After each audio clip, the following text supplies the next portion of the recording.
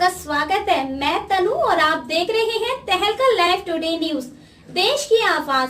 ताज की नगरी आगरा तैयार है एक ऐतिहासिक मेहमान नवाजी के लिए। 23 अप्रैल को अमेरिका के उपराष्ट्रपति जेम्स डेविड वेंस यानी जेडी वेंस आगरा आ रहे हैं। उनके भव्य स्वागत के लिए आगरा में तैयारियां शुरू हो गई हैं। सांस्कृतिक रंग, देशभक्ति की तरंग और भारत अमेरिका की दोस्ती का उत्सव। 23 अप्रैल को जब खेरिया एयरपोर्ट पर अमेरिका के उपराष्ट्रपति जेडी वेंस कदम रखेंगे तो उनका भव्य स्वागत तय है। उनकी पत्नी उषा, 3 बच्चे इवान, विवेक और मीराबेल और अमेरिकी प्रशासन के कई आला अधिकारी इस मौके पर उनके साथ होंगे। सीएम योगी आदित्यनाथ खुद खेरिया एयरपोर्ट पर उन्हें रिसीव कर सकते हैं। हालांकि मुख्यमंत्री का अंतिम कार्यक्रम 1, 2, 3 में तय होगा, लेकिन प्रशासनिक स्तर पर तैयारियां जोरों पर है। एयरपोर्ट से शिल्पग्राम तक करीब 12 किलोमीटर लंबे रूट पर अभूतपूर्व स्वागत होगा। दोनों ओर खड़े लगभग 5000 स्कूली बच्चे हाथों में तिरंगा और अमेरिका का झंडा थामे अतिथियों का स्वागत करेंगे।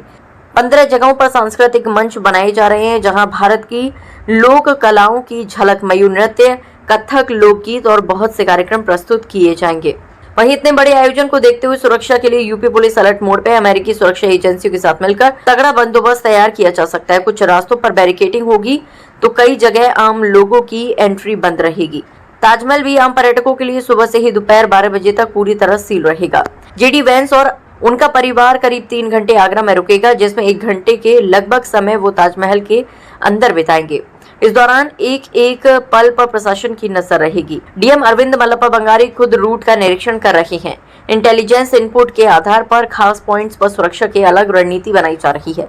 तो तैयार हो जाइए, क्योंकि 23 अप्रैल को ताजमहल की दीवारों पर गूंजेगी एक नई कूटनीतिक दोस्ती की गूंज। भारत और अमेरिका के रिश्तों में ताज का ये दिन एक खास इतिहास में दर्ज होगा। देखिए, वीआईपी मूवमेंट को लेकर जो प्रोटोकॉल है, हमारा नेशनल इंटरनेशनल प्रोटोकॉल है, उसके हिसाब से हम लोग व्यवस्था करा रहे हैं। रूट पे ड्यूटियां रहेंगी, अलग अलग जगह पे कल्चर प्रोग्राम्स हैं, उनके साथ भी ड्यूटियां रहेंगी। उनका सत्यापन भी कर लिया गया, जो स्कूली बच्चे या कलाकार इन कार्यक्रमों को कर रहे हैं। इसके अलावा रूट को क्लियर रखा जाएगा, अलग अलग कट्स पर ड्यूटी लगाई जाएगी। जो ताजमहल है वहाँ पर CISF और ASI के साथ मिलकर के मीटिंग भी कर ली गई है, तो वहाँ पूरी व्यवस्था रहेगी। पुलिस उसमें सपोर्टिंग रोल में रहेगी। और जो एयरफोर्स है, वहाँ एयरफोर्स के साथ भी मीटिंग कर ली गई है, और वहाँ पर भी जो प्रोटोकॉल है उसके हिसाब से सारी व्यवस्थाएं रहेंगी। क्या कुछ टाइमिंग रहेगी? देखिए, ताजमहल उस दिन सुबह से बंद रहेगा, ऐसा ASI के द्वारा कंफर्म किया गया है। और इसके अतिरिक्त टाइमिंग आप ये मान के चलिए कि सेकेंड हाफ में ही ताजमहल खुल पाएगा। उसके पहले कोई पब्लिक का व्यक्ति ताजमहल में नहीं जाएगा। जब भी कार्यक्रम समाप्त हो जाएगा उसके बाद ही ताजमहल। सुरक्षा व्यवस्था की किस तरीके के इंतजाम की? सुरक्षा के देखिए, हम लोगों ने रूट पर ड्यूटियाँ लगाई हैं, जो फ्लीट है उसकी ड्यूटियाँ लगाई हैं। इसके अलावा जो एस चेक होता है हर व्यक्ति का, एस चेक किया जाएगा।